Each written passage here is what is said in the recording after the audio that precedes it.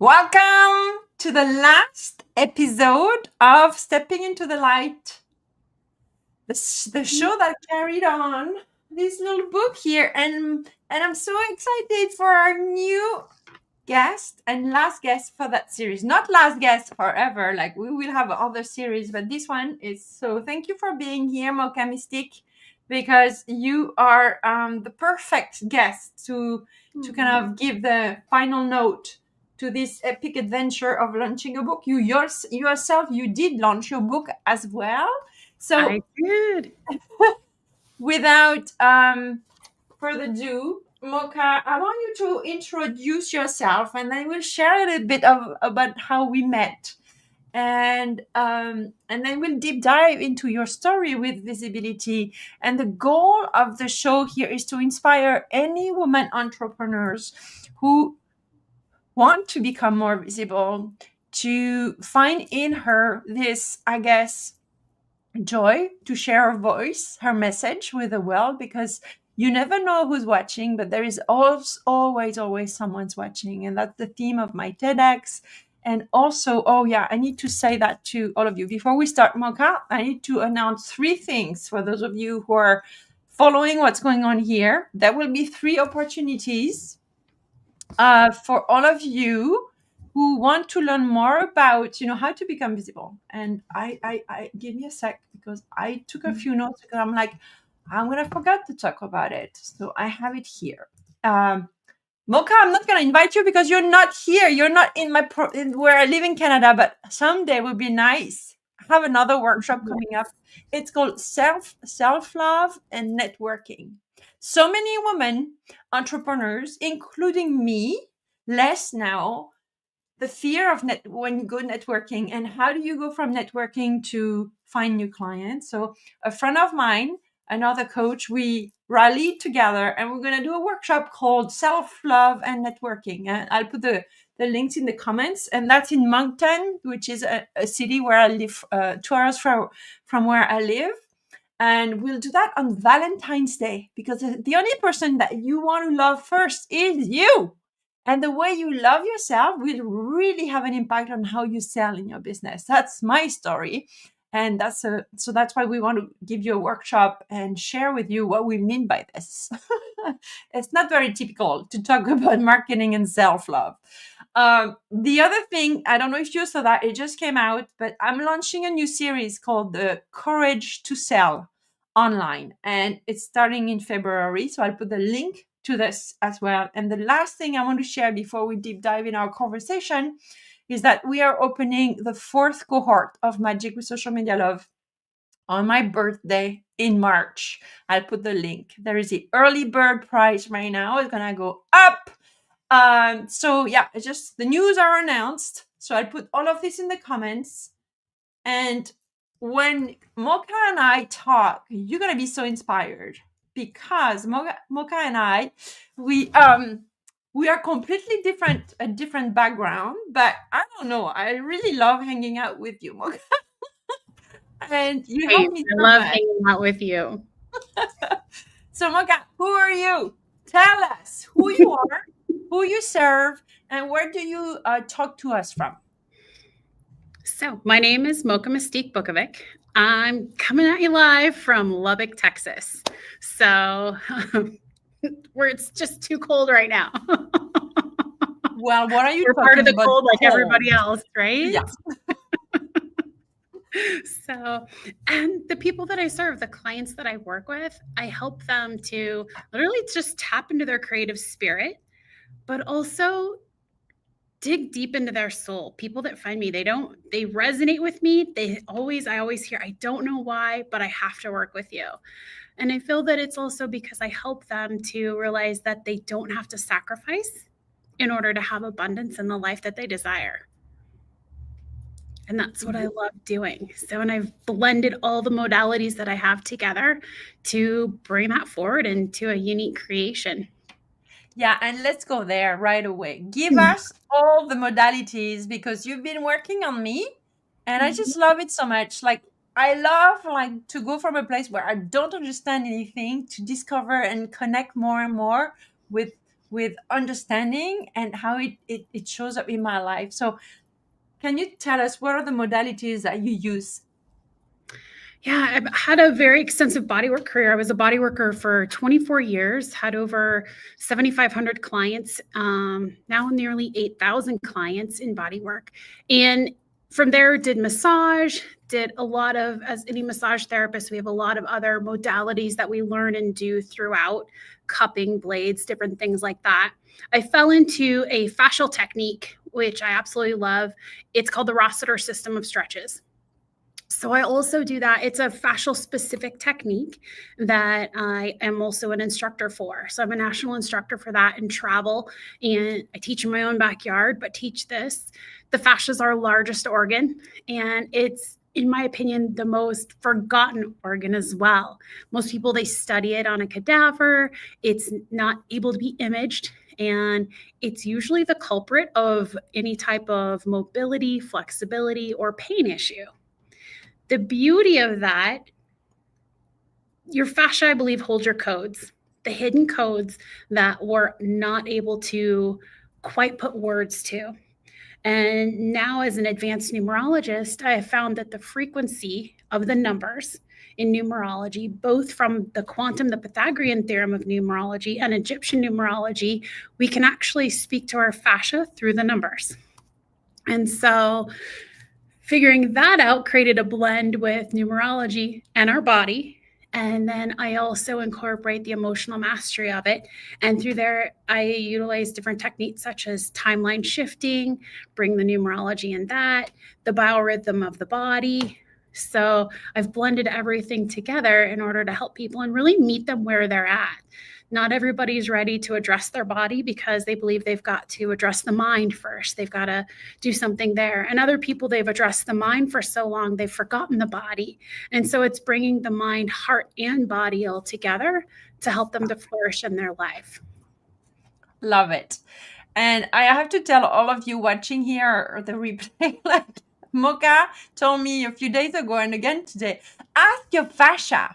And I'm like, at first I was like, what do you mean, ask my fascia? So I'm becoming more and more familiar with what you teach, and I love it so much. And I want to bring everybody back to when we first met in person. Both of us, when we were going through a weird time in our lives and dealing with a bunch of very emotional things. And we spent like the time we had together, because we had we were in a retreat where we were busy with the retreat, but when we were not at the retreat, like you should have seen our room. Like Mocha was like teaching me all the things that she knows, and I was like, "You're this, you're this. That means this," and it was so fun.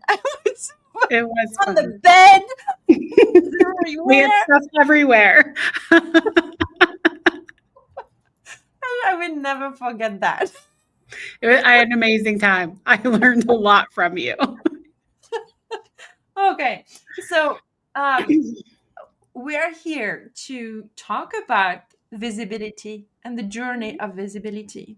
So visibility online, but as you know, it's beyond the online world, right? So I'm gonna ask you a few questions, and before, I would love to hear from you. When you were a little girl, what were you spending your time doing outside of maybe going to school that really shaped who you became as a woman entrepreneur? Sports. Absolutely, sports is what shifted and evolved. That gives the background. Even what I wrote about in my book, it gave the background to where I am today. And it was the aspect of how we lose our voice when we're children, and we lose our voice to either sports or conditioning, societal patterns, and how I had to uncover and find my voice again, the voice that I actually never knew that I lost, and uncover that again later in life. And so tell me more about the sport aspect in this. How did it play a role? In sports, I call it the Pez dispenser effect, actually. And so it's in sports, it was, at least in my experience, it was very much in order to play in all the games. You couldn't cry. You couldn't show signs of weakness. It was just suck it up, pull up your pants, get out there, be the big girl, whatever, all the stuff, the cussing, everything that was brought to the table in order to push you harder. And eventually it got to the point of just cutting the body off really at the neck, living in the mind, and forcing the body to do, even if it didn't want to, through the exhaustion, through the pain, through all the sucking it up we're told to do. And for me, the punishment, you could say, was I didn't get to play in a game. If I cried, it didn't matter if I was hurt or anything like that, you were benched. And so, and then as I played competitively, I actually ended up playing overseas and such. So I just saw that evolve into something where it was shove it down so deep in the body that nobody could ever hear anything, but life is always perfect. What was the sport? I didn't know this about you. I played soccer, and then I played soccer on an under 19 US team when I was younger. I traveled overseas we were competing to play in the Dana Cup and the Gothia Cup in Denmark and Sweden. I played basketball. I was a swimmer. I played volleyball, and did track. So roller hockey, a stint of softball, not very good. I was horrible at tennis, but I was very good in soccer. That was my sport. And then later had an injury that stopped it. Okay. Mm-hmm. And that was the pivotal change of my entire career. Okay. And I'm sure you talk about this in the book. I briefly touch on it. Yeah. It was my leg actually got pulled up into an industrial lawnmower, and I spent 10 years recovering. So I lost everything. I lost my schooling, scholarship, the love of soccer, the love of sports, the love of my body, everything shifted in my life at that moment. And it became in survival for life, basically.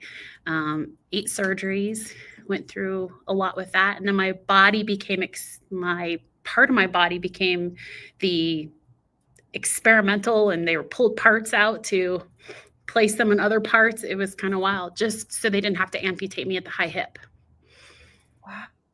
What did you learn about you going through all of this? I learned the depths of anger. I learned the depths of feeling betrayed, and feeling truly punished, and and then that also was on top of other injuries that had happened. Dirt bike accident, spent a week in the burn unit, right? Then after I recovered from that, not even a year later, I had a stroke in my 30s, and then I was paralyzed, back in wheelchairs. And so the depths of anger was so vast. And then just learning how there were so many emotions that I didn't even know could be possible, but they were all trapped in the body, because even going through that, all of the old programming came up from sports, and it was, nope, just got to be tough, got to be tough, got to be tough. And eventually the body just couldn't take all of the suppressed emotions anymore. And so that was probably something I learned the most. That's what really led me through the body part of it. How much the body holds on to. The body doesn't forget. And at times when the mind is processing and on its own journey, the body's on a complete other journey, unless we bring them together. Well, that's kind of an amazing first step of visibility that you're talking about right there, right? To become visible to yourself, the whole thing. Mm-hmm. So I'm just curious, how did you forgive yourself or life, or like that anger, whatever it was about, but how do you go through this and be the beautiful coach and expert that you are today? What had to come to you so that you can bring peace to all of this? It's interesting how I was saying that people find me, or they say they have to work with me and they don't know why. That is the same thing I had said to a previous coach and mentor and friend. And she was doing this program, and it was literally, I was like, I don't know what it is. I don't know what you're selling, but I have to do it. And I'd not done anything with her. And she was actually a colleague through the Rossiter. And so that I spent 10 weeks with her through this program, the Emotional Mastery Program. And I was like, this is it. I'm in. I am so in. And I want to do this with people because it was life-changing for me. And the certification program I did, I ended up doing that 6 times. And that really helped me to uncover. I did a lot of other work learning universal laws, timeline shifting, and just some of the other different modalities that helped me to uncover it layer by layer. And even though the certification, I didn't have to take it that many times. When you evolve to a different person every single time. And so I was a different person taking each time, and it was just chipping away at all of the different things. So that was how I was able to process and the capacity of everything that I had stored since I was a child. Wow, that's so powerful. So, like, how did you come to make a business out of it? How did it, because you were doing it for you at first, right? And then you wanted to share it with others. But let's go there. Like, what do you remember the day or the season of in your timeline of all the things? When did you say, well, I could monetize this? Like, do you remember when it was, what happened that led you to make a business out of it? I had already done so much body work leading up to that certification. I even went through a Pilates teacher program training to be a Pilates teacher. And there were so many pieces when I think back to client stories, things that I had gone through myself that made me very aware in the emotional mastery program of it gave me the why. Because for so long I went through that back in the day when they always would use that comment, why do good things happen, or why do bad things happen to good people? And so for so many horrific things I went through, I was like, but I'm a good person. I love people. I would never do harm to another, not knowingly. And it was just, why does all this stuff? So a lot of those things got answered. And I went, wait a minute, if I've gone through some of the things I've gone through at this level, and I've listened to client stories on the table, to have near 8,000 clients between now everything I've done, but plus the body work and hearing all their stories, I'm not alone. Because sometimes when you're going through so much, you feel alone. Like nobody would get what you would get. Nobody could experience that. And there's that alone thing. And even though on the surface we know we're not alone, it's that piece. And I said, I would love to be able to help people the way I've been helped. Because we are a society that separates everything. We're told to push harder. We're told to just get up and do the thing, but we don't ever connect with the body for the body response. We just drag it along and expect it to be there. And then we curse it when it fails us. And it becomes this burden. So, but what if we blended it all together, realize that in our own alignment, we can walk and let the universe flow through us and not be at the whim of the universe. Well, you're so wise. Gosh. So tell me, how do you communicate that with people like me who don't know those modalities? Like, I know you've chosen, social media is one of the way, and you are a speaker, you wrote your book. So I would love for you to tell us, how it has been for you to embrace your authentic self and share it with the public online, or even when you go to workshops and stuff like that. Do you have anything you want to share with us? That what did it take from you, or what did it take in you to unlock? Honestly, the book. I've got it here. It's Sacred Wisdom is the book. It was co-authored, and it was the book that opened it up. Because as much of the work that I had done, the part that I wrote in the book was about navigating through pain and trauma. And it was sharing my story and being vulnerable. But the process of writing the book was very challenging because what it did is it was almost like I had to relive and bring to memory all the stuff that I had pushed away. And there were some frustrating times from different head injuries that I've gone through. I've had like nine concussions and a skull fracture. And so sometimes just the frustration with my own body of not remembering something or not being up to speed or like, what is my publisher saying? And just being present and being vulnerable to be able to be willing to ask for the help when I needed it and not have that throw me back into feeling weak. And so the book really opened it up to allow me to, I believe that was a pivotal moment to share a little bit more, that it was actually safe, that I think people, they connect with us differently when we can be vulnerable.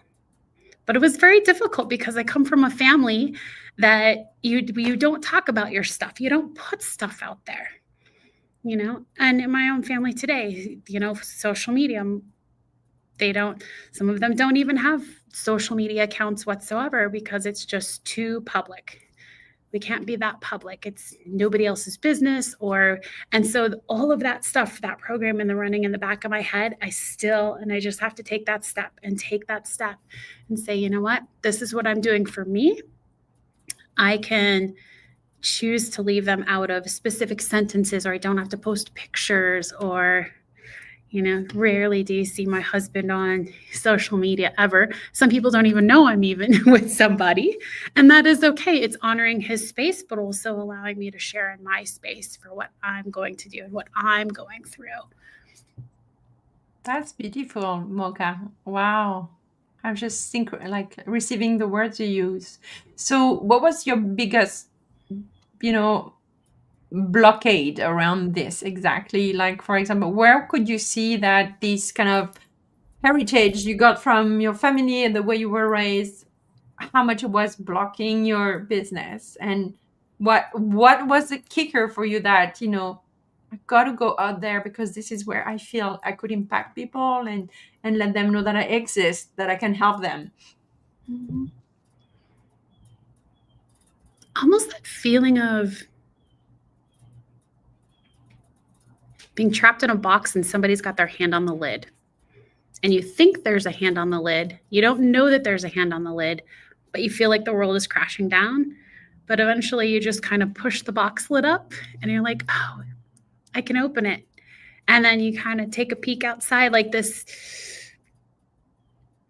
realizing that I created my own prison basically for a very long time of what I thought it was to be vulnerable, what I thought it meant to cry, what I thought it was to honor the body, what I thought it was to share a story, not share a story. So I had to really change my own story, change the story within for what I thought. And that developed a different trust in myself, a trust in the body. And the deeper you get into it, you can feel the body. So that it's one thing to lead with the heart, but you can actually feel like you had mentioned before we started this, like, where do you feel the heartbeat throughout the body and what messages it's giving you? You know, and just being with that. In this particular moment, I can feel the heartbeat in my fingertips. Wow. Just from the joy of talking to you and using that as the information to remind my body I'm safe, I'm comfortable, it's where I want to be, I'm enjoying what I'm doing. And then I build upon those places of the heartbeat in the body. Wow. So my heartbeat was really loud in my ears because you were talking to me and you were saying things that I had to pay attention to. Is that what it is? I was like, it was really like dying, dying, dying. And it's funny because as you're saying that, I can feel heat in the back of my ears. So at times with people in talking, I'll get a sensation in my own body and can almost feel what's happening in your body as well. Like just sitting here, and those are the gifts that I had to be okay sharing. I think those were the hardest. Like if I think right now, I can almost feel you in the small of your back, the middle of your back, and behind the ears. It doesn't mean you necessarily have pain, but that's where I, at the moment, feel that it's like my body wants to tell your body, just take a breath and bring the breath into your seat, because it feels in the moment. It doesn't mean I'm right, but it felt in the moment that the breath was shallow and you were breathing just to the bottom of the ribs. And it'd be a curiosity of what would it be like to breathe into your feet so deep that the whole body received the breath, not just part of you. And when you did that, don't feel it now in my back anymore, and my ears aren't burning. I don't know if anything shifted in your body, but that's I'm how just happy. Like I could listen to you. Like like I don't know. There are not many people that I listen to, even when I don't understand everything. But I keep listening, like a juice that I'm drinking. Yes. But I did a talk about that one time, and there is something to that. And do we have time for an example? Oh yeah, we have time. The voice and how it resonates. So there was a woman that I knew that was in, actually, she was in numerology, as well as when I became an advanced numerologist. So we were in a course together, as well as she had also trained in the emotional mastery program that I trained in. She had a retreat, and I was like, I would love to go on a retreat, and I was invited to go. And my coach at the time, she goes, well, go check her out and go listen to her and see if just check her out, see if you can go, check the dates, all of that. So I went to Facebook. So I did a little Facebook stalking, and I went, oh no, there is no way I can spend a weekend with this woman. She's got her voice just, I can't do it. And and then I had a really hard time with it, and I kept that a secret because I was like, she's the nicest person. I'd seen her on video, like we had done classes, and but it was just everything in my being was like, there's no way I could listen to you for 8 hours or 2 minutes, 8 minutes. I couldn't do it. So I sat with that for a while and tried to decide. I didn't give any meaning to it, but I was present with it, and I declined the retreat. It ended up being that I had one of the largest business weekends that I had ever had for teaching the Rossiter. I had a massive attendance, and so it ended up being the most profitable, a lot of fun. So all of these things fell together. It was the same weekend. And would you know, a week after my event, I came across her video. Her voice was fine. No way. So I also learned that sometimes the voice of a person, when we don't resonate them, it has nothing to do with them as that person, but the resonance of their song is not something that I was meant to hear. And now I'm in one of her groups, like Facebook groups, and I love her readings. I hear her totally different, but I wasn't meant to meet her that particular weekend. So I had to honor that. I love it. Every minute you spend with Mocha is like that. So you know all of you. Okay. Even in the hot tub, everywhere. Oh, okay. Yes. You're awesome. I was thinking about that hot tub. I was like, oh my gosh, we've got to find a spa. We need to go back to the hot tub. I need to come to Nova Scotia, something, get back to Canada. Yes. And we will. Oh, yeah. Maybe a retreat. We have big plans. Yes. So I've been knowing you maybe almost 2 years now from afar and closer in the last few months. But I see a difference. I was so glad to finally meet you. So crazy. We do all this stuff online, and so to finally meet you in California was amazing. Yeah. It was so cool. I know there is a major difference from how you show up online, and because it's my work, online visibility. I just want to have your perspective. What has changed outside of the tactics and strategies, like your energy, your openness, your like in the last 2 years? I can see, if you were to go and watch your post from 2 years ago to now, like I feel the fire. I feel that there is that permission that you gave yourself. So I just wanted to, and that's my perception. Maybe it's not even that on your end. I just want to know what happened in the last 2 years that now you show up differently. You almost like it, don't you? I do. Yay. It was settling in that we all have our unique gifts, and settling that my mix of modalities was okay. The willingness to let things go. There was a lot that I was holding on to try to do everything. And truly the biggest shift was in the people that I want to serve, which was the hardest because in the beginning it felt mean, you could say. But I realized I was doing that even in my clientele, that I did a lot of rescuing. I wanted to rescue people or always like try to pick them up. And when I shifted in the type of clientele that I wanted to work with, I wanted to walk with people, not try to pick them up and carry them. I love And that. that was a lot of it for the shift in pieces that I went through. Yeah. Because it's very freeing. And so I did struggle with that for a little bit of time because it was like I could help these people and but they're saying they want help, but then when I really stepped back, there was always this excuse.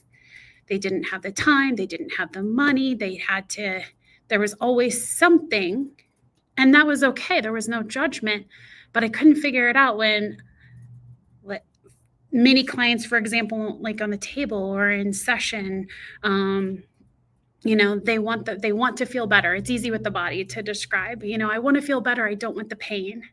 I just had a client actually just in the past couple of weeks, and she was coming in and she was getting relief from the work I was doing with her. But she kept coming back, and it happened to be the body work I was doing, the Rossiter, and she kept saying, well, maybe it's this. Maybe I have a disease. She didn't want to acknowledge the work that was actually working because it was too simple to go and get a pill or a shot or a quick fix. So when I walked away from the people that wanted quick fixes and decided to focus on the people that wanted a transformation, that actually wanted to evolve, that allowed me to evolve out of the drama triangle, right? Because for there to be a victim, I have to rescue them, or I have to play the victim so they can feel like they were rescued. Mm. So I had to do an internal shift that was pointed out to me as well. Okay, so you rose above, and you came from a place of I like when you said walking with them, along them, not like from top to bottom or bottom to top. Yeah, I like that. That's always what I say. I walk the talk, I talk the talk with you. I'm not talking at you or to say, I love that, because I think we are in a era right now where, yes, we are looking for guides and mentors, but I think we are looking for authentic relationships where the strengths of one person can rise the group and vice versa. And I find that very true in the world that I personally create at Social Media Love, and the way you talk about yours, it's one thing, and you're the leader in that aspect of it. And then I don't know, you know what I mean? Mm-hmm. Yeah, I think there is going to be a shift of the type of, I think even this year, the numerological aspect, even it's a 9 energy year. And everything that we've done since 2017 is built up to this year. And I think there's going to be a shift of the type of people that people look for, who they were looking for, things are going to fall away. And in 2026, we're going to start a new cycle. And so all of the things that were no longer working, the inauthentic versions of not only coaches, but the inauthentic versions of ourselves, they'll have to fall away, whether we like it or not. No matter how much we resist in the holding on, there's a falling away that will happen. Can you take a moment to explain what numerology is for people who don't know? Like, I didn't know exactly, astrology, numerology, all those things for me was like a big cloud. Yeah. No, with numerology, it's a way to discover your life lesson, your purpose, potential, and patterns that are coded into your psychology based upon your birth date. So that from the quantum, the Pythagorean numerology, Egyptian numerology, which I also love, which I don't know if you can see with the cards, and what we've talked about. It's a secret system that dates back to the days of Atlantis. And it was actually a way of life that still lived by a particular tribe, the Dojon. Hope I'm saying that correctly. The Dojon tribe still lives it. There are 500,000 people that still live through literally the playing cards. The playing cards were never meant for games, for poker, but the playing cards were actually they were secret codes using the frequency of numbers. And in those numbers, it helped humanity unlock the 4 kingdoms: your mental, emotional, physical, and spiritual self. Wow. And through that, it helps to awaken. And it's those codes that I feel are found in the fascial system.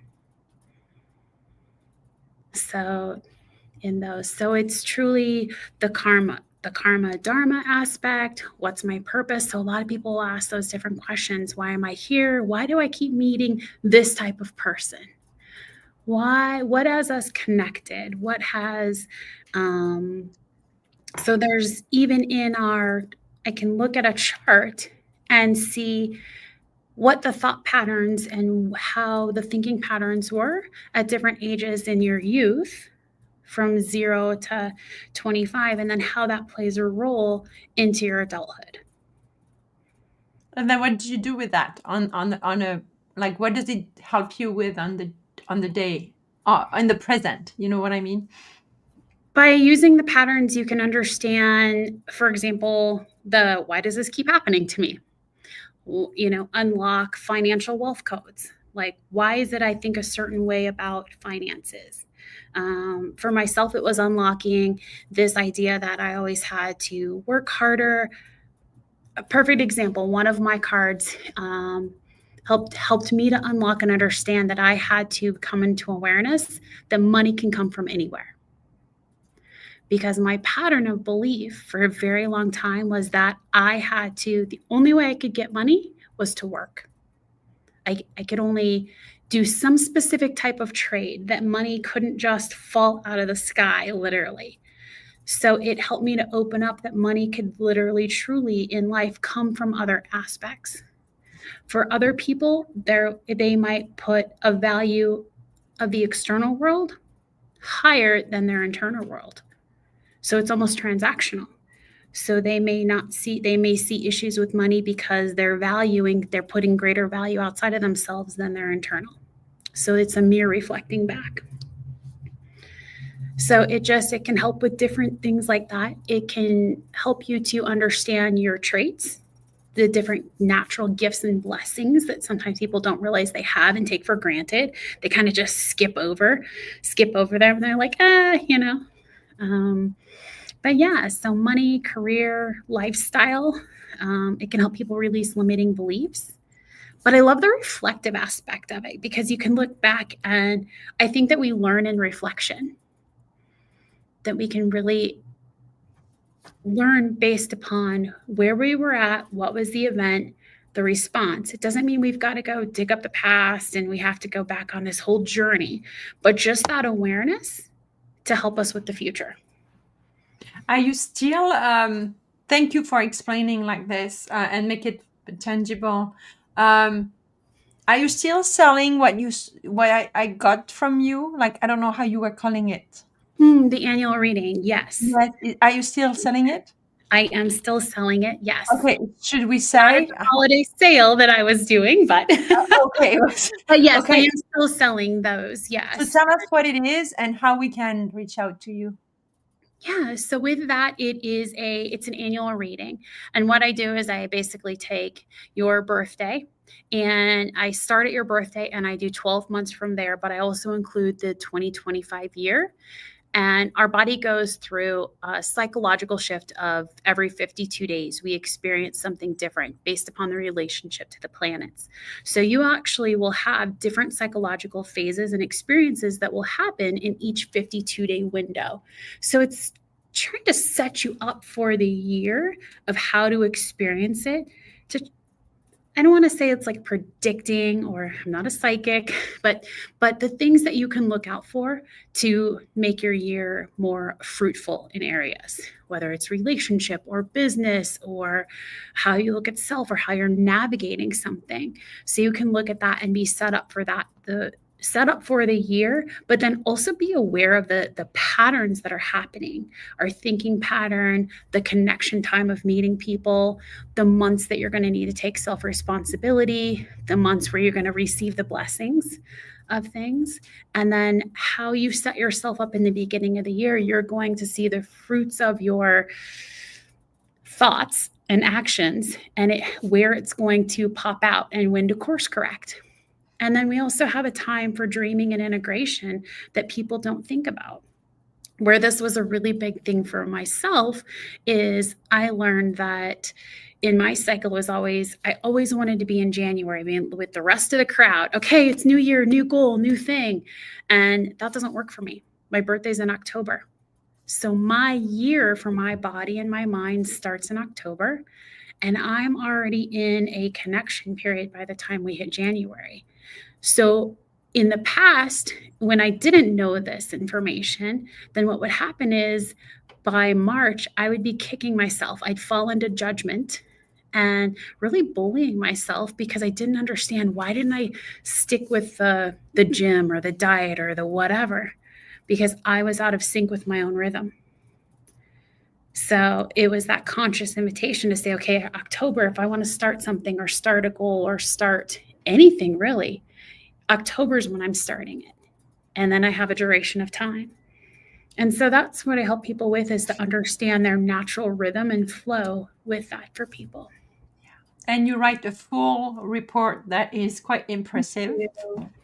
I love it. I love doing reports, but I also Yeah. do help people find their power clients, for example. We are actually coded, as you've heard, with divine code, how to unlock that, and then create different alignment scripts to help people awaken their karma, or to awaken their dharma, so that they can work to release their karma. There's so many layers that you can do. It's unbelievable. Scripts. You work on scripts.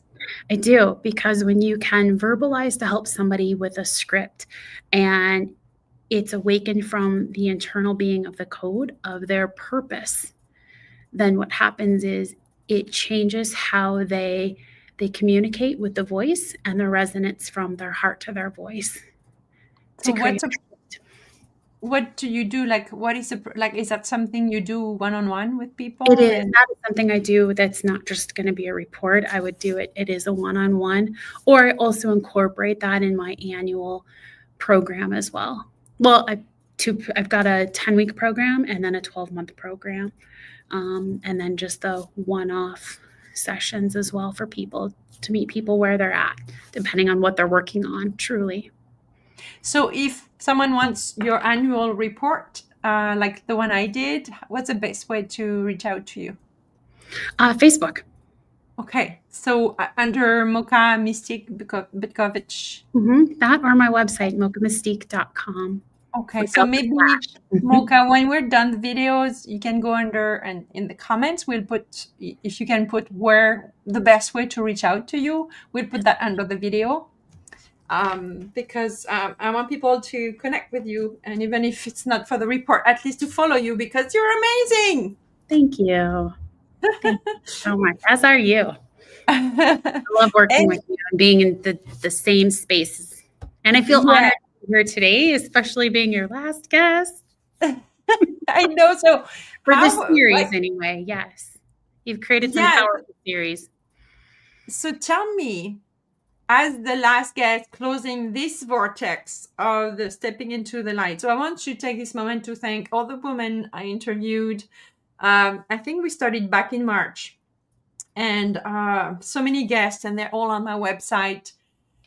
I will actually also put the links of the recap of all the guests. You won't be on it yet, Mocha, but you will be. Everybody should be on that. There is one page with everybody on it, so that you can binge on, because it's so inspirational. All of you were so and it's more than just being aspirational. Like, you are the work, you do the work, you walk the walk, you talk the talk. And I'm so grateful that you came to my community and shared your voice with us. So grateful. So anything that you feel in your, because you are so connected, like, what do you want to say to wrap up this series, Stepping into the Light? The thing that keeps just coming to mind when you say step into the light is that even if in the times where the light might feel dark, remember the light that you are and the light you have inside. And from there, that you can shine brighter than anything you can ever imagine if you're just willing to flip the switch. That was amazing. You're so good. Like, you have so many, you talk with a lot of images. Did you notice that? You use a lot of allegories. Yes, it is like a lot. Like, listen to the interview. You had so many, and I love this because I'm very visual. And so when you say switch the light, switch, whatever. Flip switch. Flip the switch. Flip the switch. Thank you so Flip much, the switch Mocha. and step into the light and take the stage. Yes. Okay. And you'll put also your link to your book? Yes. Thank you. Unless it's on your website and there's one link for everything, but whatever. You can use the comments to really put the stuff that you want people to access. Thank you. Because I want people to know you. Thank you. Okay. Yeah. Well, thank you. And thank you, everybody, for watching. The video on Instagram, I still haven't figured out how to save it. And each time I try to upload it, Instagram doesn't want it. So it's going to disappear. So if you're on Instagram watching us and you want to kind of finish or go back to the beginning, please go to Facebook, LinkedIn, YouTube, everywhere. It's there, but it won't be on Instagram. I have to find out why. Okay. That's okay. Mocha, thank you so much. Thank And, you. This and was you can wonderful. you can stay 2 seconds backstage while I shut everything and say goodbye to the replayers as well. If you have questions, don't hesitate. Ciao, ciao.